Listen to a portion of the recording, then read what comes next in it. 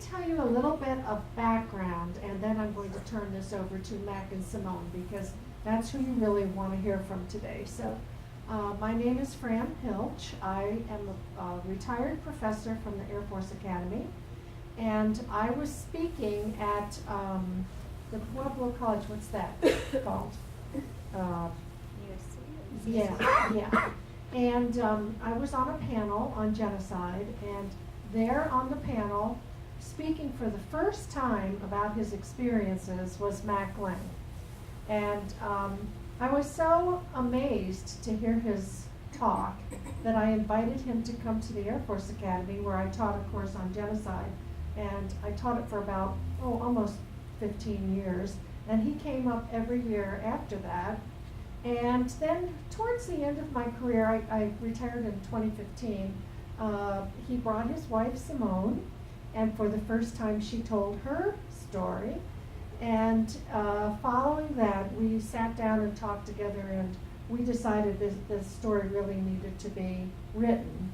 And we started working. It took about 4 years to do this book. My car, you could just turn it on, it would go straight to Pueblo, because I came down to their house and interviewed them for hours and hours and hours.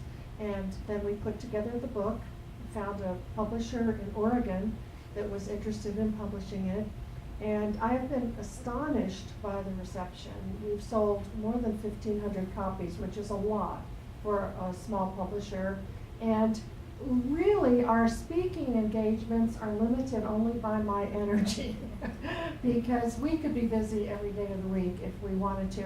And I also, at the same time, I want to invite you all. My cards are in the back by the book, which is $13. And if any of you want to take a card, if you have any book clubs or any groups or anything where you'd like us to speak, or even coming into elementary schools, anything like that, we'll go anywhere if we are in town. And it's a really important story for everybody to hear. So these are your own hometown heroes. Probably the two people I admire more than anybody in the whole world at this point in my life. They're amazing human beings. They have gone through so much, and I think what I appreciate the most about them is their character. They were able to go through a situation for almost 4 years that I would not have been able to survive. And if I had survived, I believe I would be full of hate and bitterness, because they lost so many members of their family. They lost one of their own children, they lost 3 of their parents, and they are not bitter at all, which is astonishing to me. They are full of forgiveness, they are full of love, they're full of reconciliation. And they are really an example for all of us. And they're an example in another respect, and that is that after they escaped through the jungles of Cambodia into Thailand, where they were then relocated into the United States, they are really examples of why I believe we should welcome refugees who need political asylum, because they have been the hardest working human beings. Each of them had 3 jobs as they learned English, as they went to college, as they put their kids through college. They're upstanding citizens and paid back every penny that our government ever gave to them. So they're examples for all of us in so many respects. So let me just tell you a little bit about the Cambodian genocide, because it's an episode in our history that not very many people know about. And the reason not many people know about it is twofold. First of all, when the Maoist, communist, revolutionary regime came in, the Khmer Rouge, headed by Pol Pot, they came in 1975 into the capital city of Phnom Penh, bringing with them a very radical ideology. They immediately dropped a curtain on the country, and they ejected all foreign correspondents. They killed all local newspapermen. They cut off all communications. So there was sort of this specter of invisibility about the country itself. And many people didn't have any idea what was going on in the country. And The only time people started to really understand was when they saw the movie The Killing Fields, which, how many of you have seen that movie? Okay, some of you way back in your memory, you can remember that. I'll tell you more about that later. And the other reason why you don't hear about the Cambodian genocide is part of their ideology was to kill off anybody who was educated.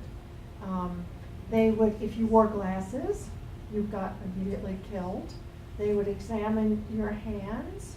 If your hands were soft rather than those of a hardworking laborer, you were immediately killed.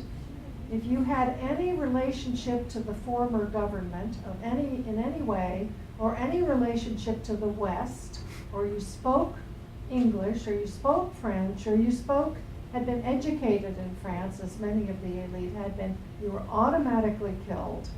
And so there just aren't many people left to tell this story. And those that are left don't want to tell this story because it is too painful for them to talk about. So Pol Pot came into power in 1975 in Cambodia, and the first thing he did was he emptied out all the cities, and nobody expected that. And he even emptied out the hospitals. You could see a few pictures of gurneys being wheeled out with patients on them, and everybody was moved into forced labor camps. And then they were pretty much starved to death and worked to death.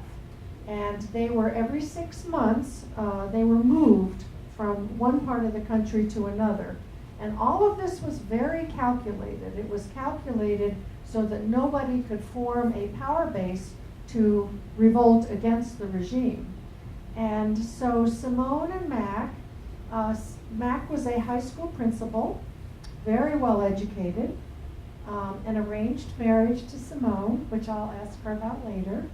And after the country had fallen into civil war in the early 1970s, his school was bombed out, so he had to go to work someplace else, and he went to work for the government. And that government had actually been installed by the United States because it was sympathetic to our cause in Vietnam.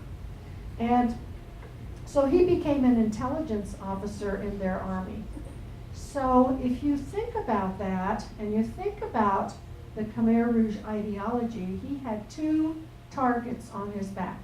He was an educated man, and he had been part of the Lon Nol government, the previous government that the Khmer Rouge overthrew. So anybody with even one of those was automatically murdered the minute they found them. But you had to find Mac.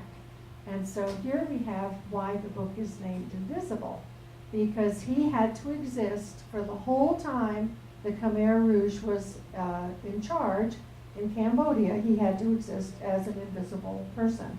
And he had to forget his personal history. He had to never betray what his past was. He had to pretend to be stupid. He had to pretend to be an ignorant laborer, dirty, ragged, and even more important, his wife had to be able to do that too, because there were spies everywhere. There were spies in the trees, underneath the huts, who would betray you, and if someone just said the word and pointed you out to the Khmer Rouge, you would be murdered. So that's a little bit of the history of what the Khmer Rouge regime was like. But just in case you don't know, almost 2 million people died during this genocide. That's an enormous number. That's a quarter of the entire population of the country. 2 million people. Some were murdered outright. Most died from overwork, starvation, disease. There were no hospitals. Just picture what this is like. You are sent out from the city. You're told you're going to be able to come back in a few days, so you don't need to take anything. And you have to exist with no identity. There are no markets, no money, no newspapers. Everything's dark. There's no electricity. And you have to exist that way with extremely hard labor in the fields and constructing dams and salt fields, and with no medicine. At this point, they had 3 children. Later on, they had 4. and carrying 2 parents with them, and you have to try to survive for almost 4 years. And one of the things that we're going to talk about is what they ate. Because all they were given, and you were only given food if the Khmer Rouge thought you had worked hard enough. And if they thought you had worked hard enough, you would come into a communal cafeteria 1 time a day, and you would get 1 bowl of something they called porridge, which was water with a few grains of rice floating in it. For a family, they were taking care of 7 people at that time. So, and you weren't allowed to grow any of your own food. If you were found with your own food, you were murdered. So most people died of starvation, and this was very calculated by the Khmer Rouge. They wanted the people to be weak. They wanted them to starve to death because they didn't trust anybody. So with that introduction, I'm going to ask a couple of questions, and then after we're done asking a few questions, we'll let you ask questions because I'm sure you have a lot of interesting things on your mind. So the first question I'm going to ask is to Mac, and I'm going to ask him to describe an episode where he was really afraid that he would be killed.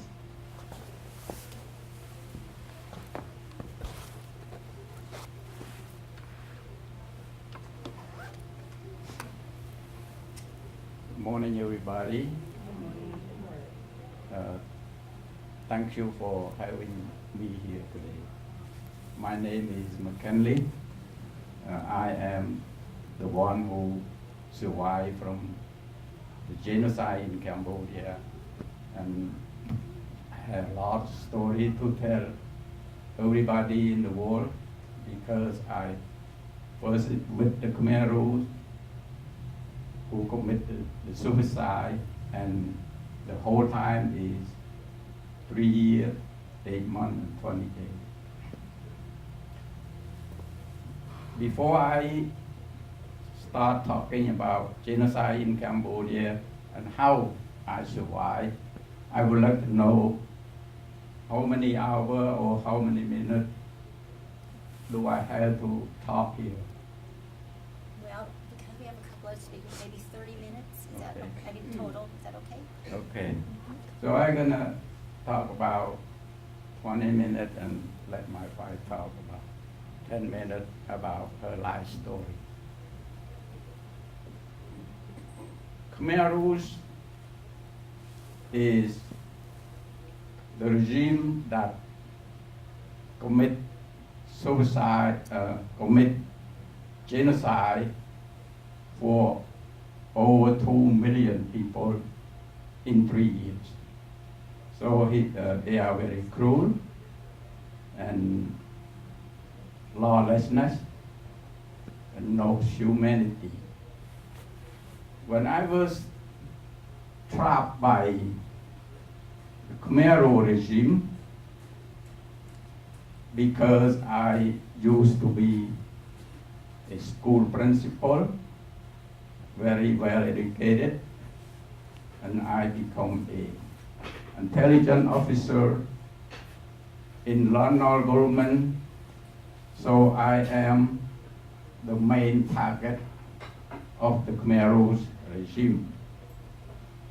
And when I survive from there is very unique, very unusual. That's why I picked the title of my book, Invisible, because during 3 years and 8 months and 20 days, they did not see me as a school principal. They did not see me as a intelligence officer, but they saw me as a fisherman, and they saw me as a illiterate, stupid guy who worked very hard for them. In order to make myself invisible for a long time, I think you can feel it. Keeping myself invisible for one day, or 1 week, or 1 month maybe okay. But keeping myself invisible for over 3 years, I think it's very hard. The Khmerus looking for a person like me every day, every minute. And I know that. My heart was bouncing. But how to make myself invisible for that long? One is family. Family have to be firm, not to say anything related to my previous job. And also, she had to tell the kid not to say anything about daddy. She had to be very quiet. Myself, I have the main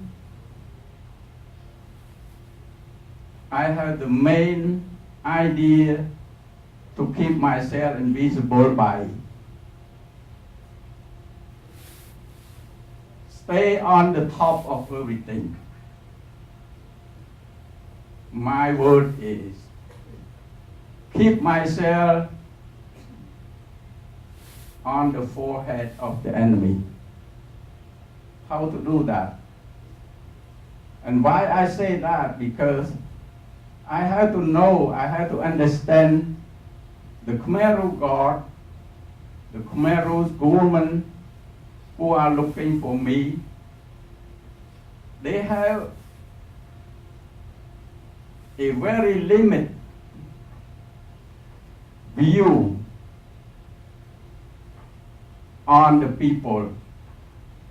If I keep myself on top, they cannot see me because the eye is like this. They claim that they have eye around their body like a pineapple. So any move that I gonna do with them, they might attack me right away.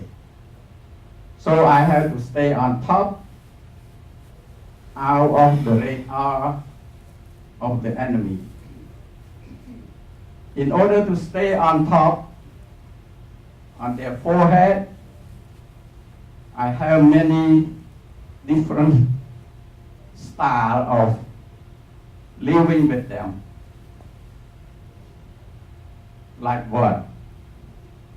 Like never say anything, zip my mouth. The more I say, the more I talk, they might know who I am. I have to drop everything out. Drop what? Drop my attitude to be, I used to be intelligence officer, I used to be school principal. I have to drop all of it. Become to be an illiterate and stupid guy. I have to keep my attitude like that. They might not suspect me. I have to keep myself away from their sight. If I see them over there, then I go this way. The less they can see you, the less they think about me. So, something like this, I can say I had to blend through the Khmer rules, blend with them. When I get the blending with the Khmer rules good, how to blend with them. In order to blend with the Khmer Rouge, I had to talk the same way as they talk. I had to wear the clothes the same way as they want me to wear. That means wearing rag, like in the book. That's not the clothes where I wear over there. The way I talk, the way I do, I keep them very friendly and always talk about, if they ask me, supporting Khmer Rouge. Working hard, supporting Angkar, they are happy. But the Khmer Rouge, no law, no limit. They hate people who is not the same as them. So, in order to survive, most you have to be friendly with them. The more you friendly with them, no question to ask, do whatever they ask you to do, they tell you to do it. One question can get killed. So no question. So blending, keep myself on top, on the forehead of the enemy, keep my family quiet. Maybe I can survive.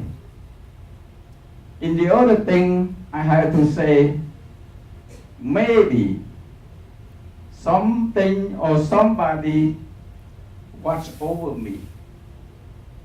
Somebody try to spare my life. Maybe they want to spare my life, the spirit or whoever, I don't know. Maybe they have planned for me, which is like this. Spread my word. That's why I survived the genocide, which is not many people survive. Then I'd like to have a lot of questions if you like to ask me, because the more you ask me, the more I can remember what I did over there. The question like, I heard over 2 million people died in 3 years. Why you survive? Why your wife, your kid, your mom survive? Why the other people die and why you survive? You know? Or how the Khmer Rouge run the country. They heard that they run the country with no money, no law, no education, no school, no hospital. Why? How do they run the country like that? The Khmer Rouge run the country down to year 0. They eliminate everything. No machine. Everything start by hand. Start to year 0. How they do that?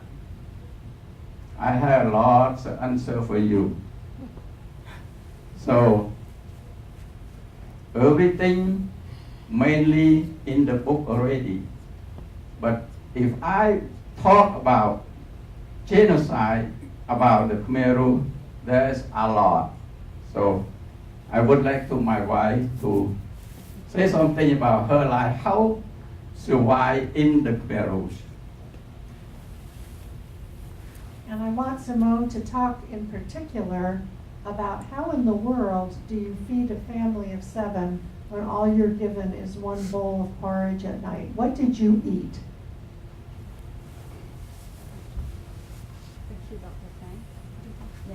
And thank you, Elaine, that allowed me to be here. And thank you for everybody that come here to listen all this story amazing that I've been through. Honey, I used to be my mom have 8 kids. I don't hear anything. It's working. Yeah. Hello? My mom had 8 kids, 4 boys and 4 girls. And I'm the last one, the girl. And I used to be shy, don't talk much. I got nothing to say because my sister, brother do all this job. So, yes, and my mom arranged me marry my husband. After I got married, I have 3 kids, and the country fall apart. And then when they evacuate people from the city, like Dr. Fan say, just 3 days you come back, but never come back. And all our clothes, toothpaste, toothbrush, we prepare just like 3 days. And all like almost almost 5 years without toothpaste, toothbrush, nothing. And when we went to the jungle, live in the jungle, I have my parent-in-law, I have my 3 kids, I have my little one, and starvation time, I don't know why. I have my baby and the starvation time, no milk, no nothing. And I feed when they gave us a rice, like a scoop of rice, bring home with 7 people.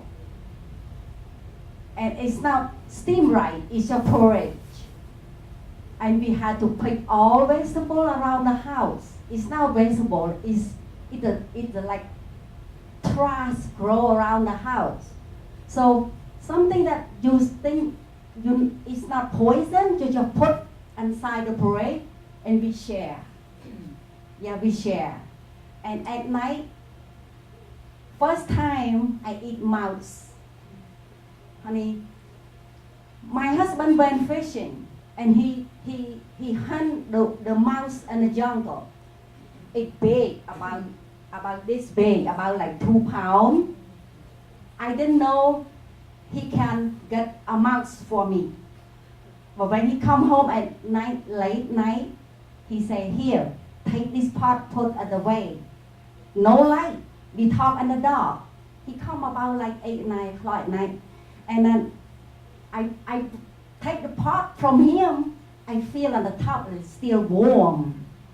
I said, what is this? Maybe fish. So, starvation time, I put on the top and put in my mouth. Tastes like chicken. and in the morning, I woke up, I go look again, what is that? Tastes so good. Or like stew mouse in there.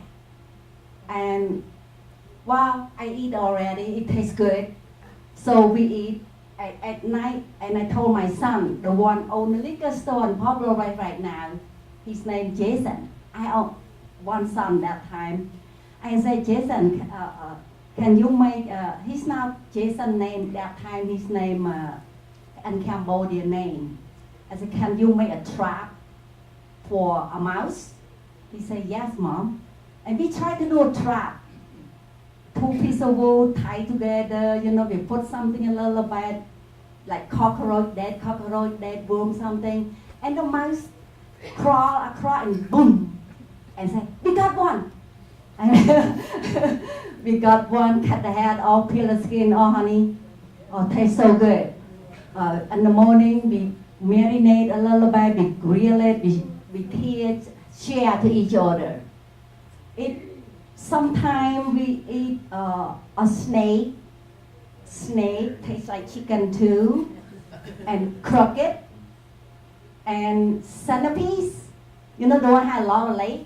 Yeah, when you touch it, go round like this. Those, when you throw on the fire, you peel the skin, oh, it tastes like shrimp. Yes. So we eat a lot of stuff, but never get poisoned.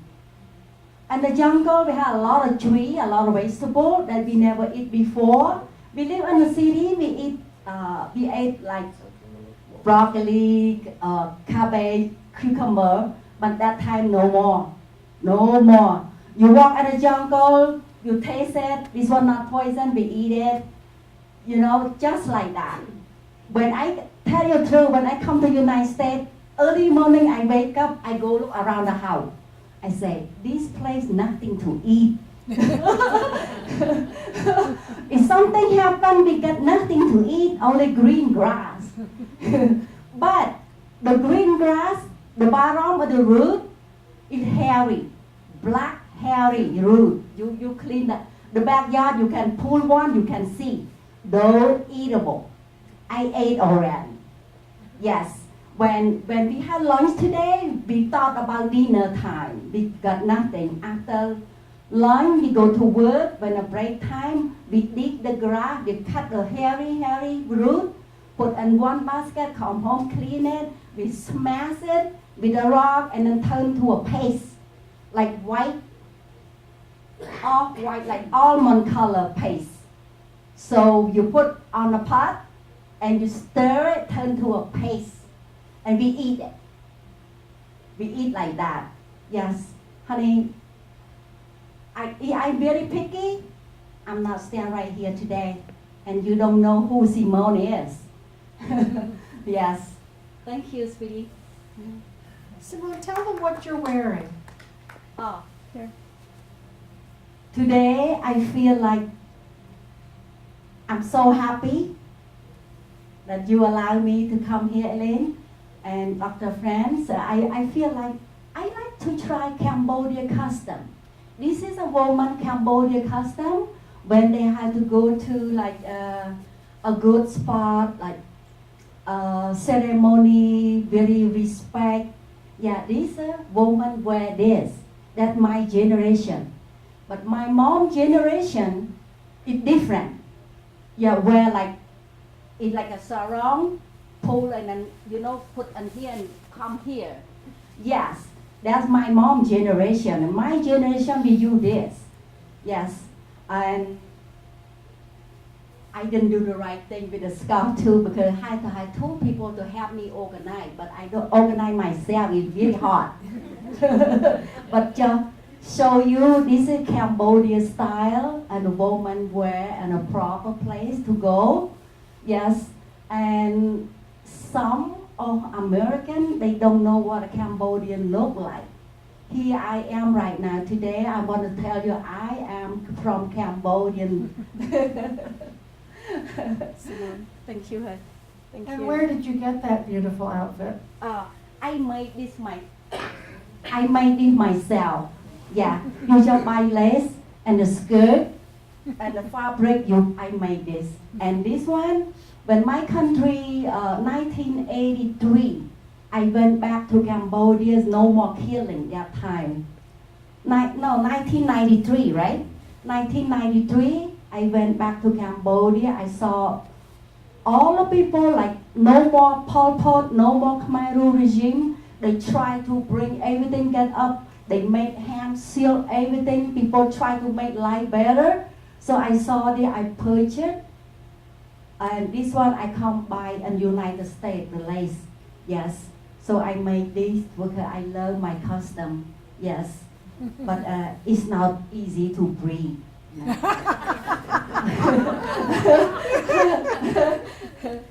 And I made some for Dr. Frank too. Yeah, I was just going to say that. I didn't wear it because it was snowing in Colorado Springs when I came down. But she made me a beautiful outfit. She's right, you can't breathe in it. So, but it's really, really very beautiful. So I think now we should take some questions. And I was telling somebody a while ago that when I was interviewing them for this book, and this book is really written in their voice. It's their telling what their story was, all the little episodes. It was like peeling an onion. It was because we got to the first layer, you know, where were you when? And the biggest challenge for me was I'm not familiar with Cambodia, so every time they mentioned a place, I had no idea what they were talking about. So poor Mac, he had to figure out this big map, and he drew me a big map, And all the lines, because there were several deportations, which is very similar to what happened in Nazi Germany, by the way. There's one of the stories in the book that is so reminiscent of the Holocaust. And it's when they were deported from the first place they were sent to the second place they were sent on a train in cattle cars. And just terrible, in just awful conditions. And many, many, many people died on those train rides. And we never hear about that in terms of Cambodia. But anyway, it was like peeling an onion, because after we got over the initial stuff, like where were you when, I'd ask them a question and they'd remember something, and then the next week they'd remember a little more. Because if you think back to your life, 1975 and 1979, can you remember details of that time? Because I sure can't remember my details. I'm trying to think, yeah, I guess I had some of my kids then, but that's about as far as I could get. So it is really remarkable what the memory is like, and how if you talk about one thing later, you can remember more things. One other thing I want to say is that one of the things that I learned in doing this book is that Cambodia, and any civilization that has gone through a traumatic experience like this, a genocide like this, the people are ravaged by PTSD. It isn't just our wounded warriors that come home from places, but both Mac and Simone suffer from that, and I suspect that their older children do as well, because they saw terrible things. I mean, they couldn't go to the river to wash without seeing bodies going down that river. And I mean, their older daughter tells the story of trying to swim across the river, and that there was a myth that the dead people floating down the river would pull her under, and she still relives that in nightmares, and Mac has nightmares all the time. So that it's, if you imagine what that's like to reconstruct a country after that experience, you have no lawyers, no doctors, no educated people, the roads have been ruined, the country has been flooded by faulty engineering with the dams, everybody's been starved. So how do you reconstruct a country like that? It's just absolutely amazing. And it's doing okay, the country right now, but it's not doing great. And it has a lot of human rights abuses itself right now with this particular government. So let's stop here and see what kinds of questions you have. And I'll give this to you.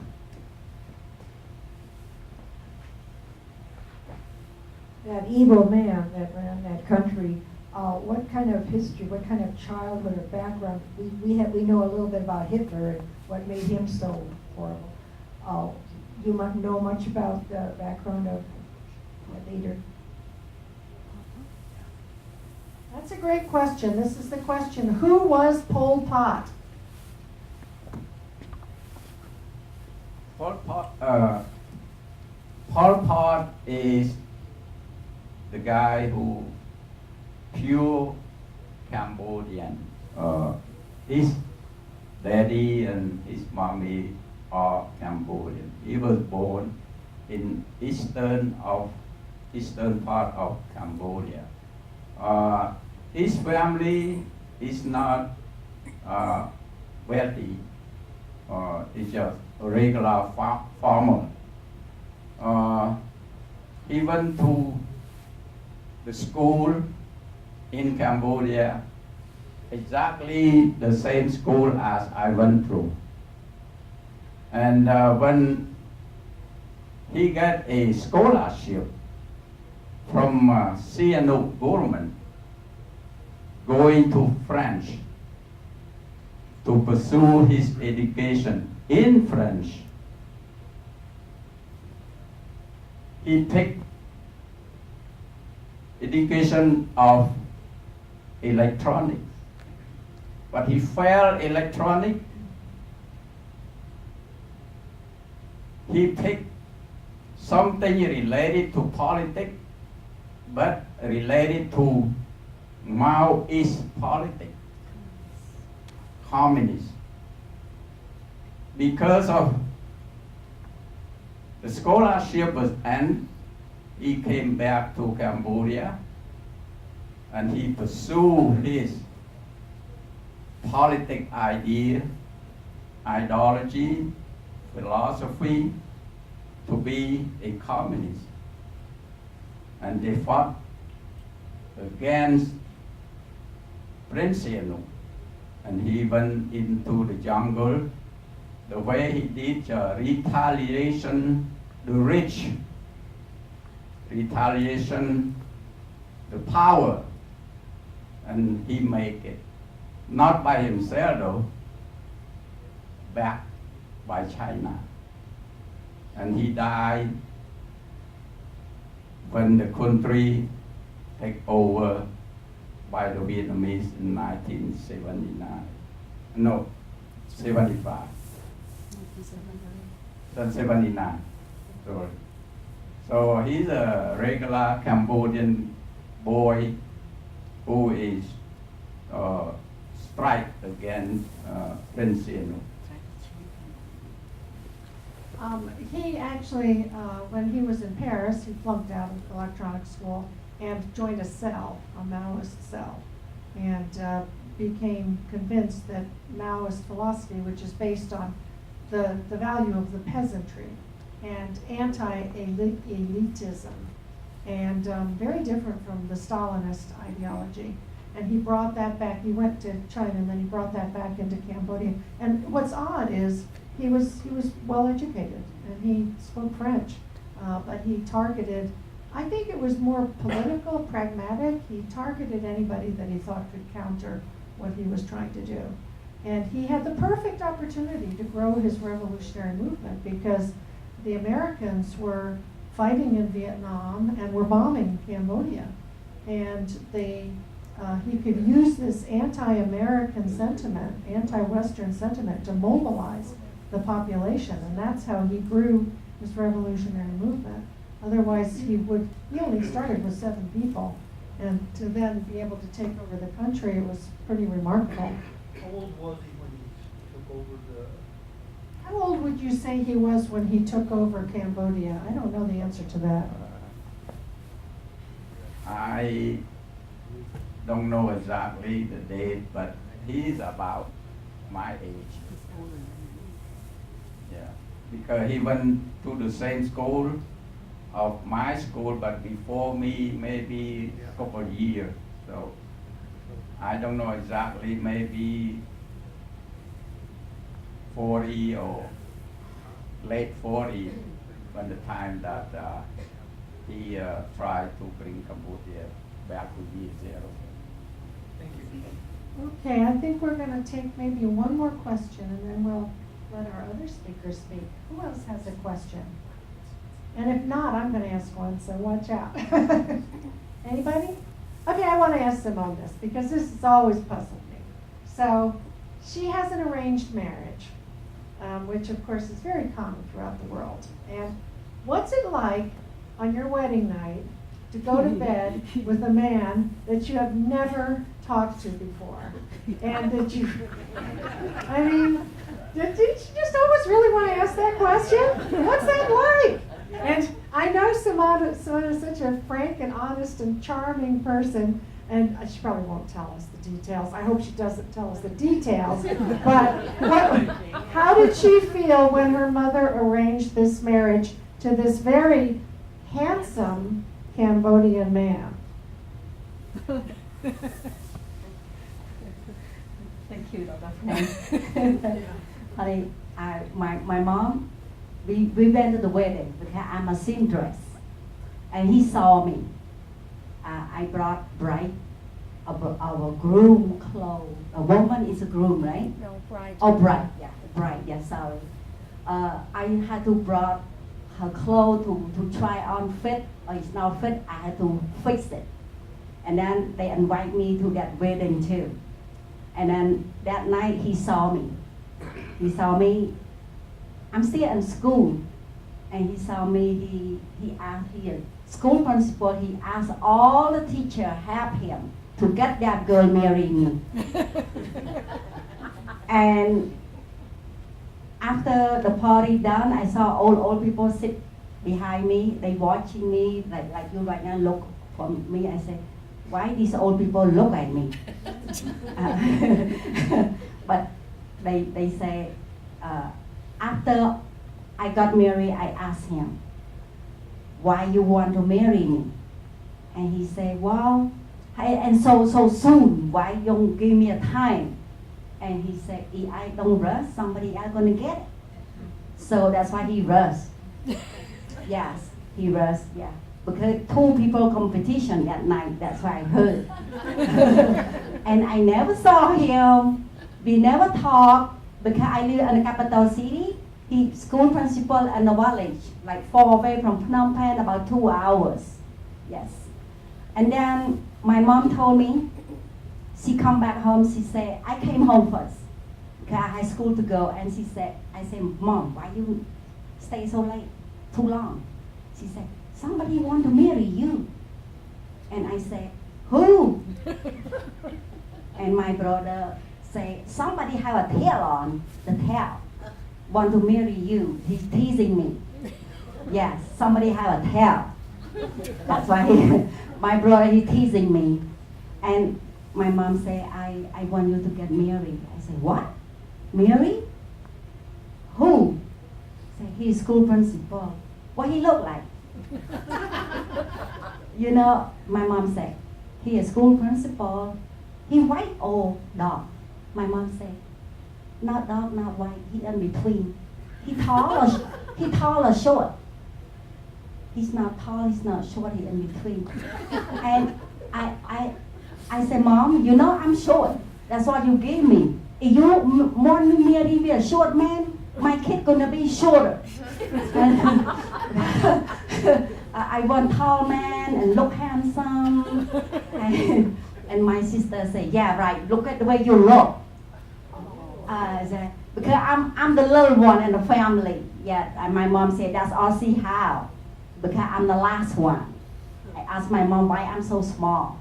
And she said, that's the last one I have, hon. That's why.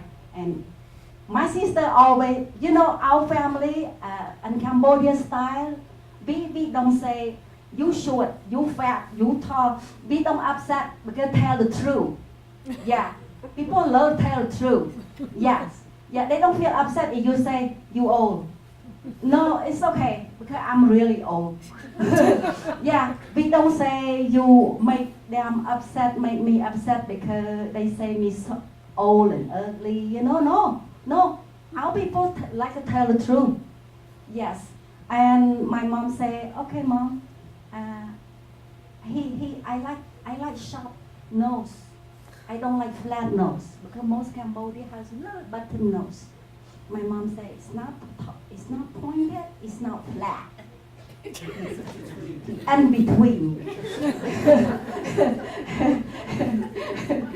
And I said, okay. And then I go in the back, I cry. I cried for 2 days. And my brother, he's the one say, have a hair, come marry me. He said, Mom, she's crying. Don't let her marry. She live with him, not you. And my mom said, you quiet.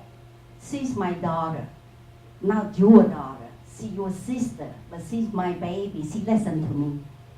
So, because I'm not ready, hon. I'm too young. I'm like close to 19. Yeah, I'm very young, and I don't have time to go around, play, have fun with my friend. No, born as a farmer girl, like work and go to school. That's it. And I like to have independent before I got married. If I marry right now, I'm going to depend on him 100%. And I don't want to do the honey, can I have $100? I don't want to do that. I feel bad because I saw my sister, I don't like that. Yeah, I'm very independent. And then my mom say, and my brother say, my sister say, my mom said, why I want you to get married? I found the right man for you. He educated, he have good, nice family. And also I'm very old now. I don't know when I'm gonna go, and you the last one. I want to see you get married before I'm gone. That's why my mom said. I thought, be my mom a favor. Okay, yes, I do. That's why. That's the question you asked me. Huh? That's the question well, not quite, but I said, that's I want close the question enough. all the time. So let me just ask Mac one more question. So Mac, how many years have you been married now? 52 years. I do have one last question, and that is about your immigration process of coming to the United States. And I'd like to know what has happened to your children, where are they now? And 3, what made you come to Pueblo? Oh, Those are good questions. Let's let Mac answer this. So what was the immigration process like? Why did you end up, where are your children now? And why did you come to Pueblo? And then we'll call it the day. 1979, on July, we reached to Los Angeles. Before we reached to Los Angeles, we were processing by immigration in Thailand. The immigration in Thailand do the interview, check the status of health. Are we good health to come to the United States? If we have problem, we did not pass the test, they might keep us in the camp and give us some medication. But I think we are very lucky, none of us have any problem. So health is clear, then the process doesn't take long. They just do the process of health and interview about how many people in the family, because we were almost the first Cambodian immigrant come to United States. The process is not hard.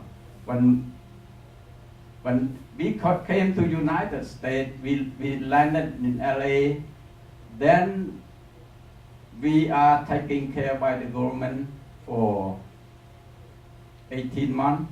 That means they put us in school and give us money. We call a welfare system for 18 months. After that, we learn English. We get a job. We are on our foot.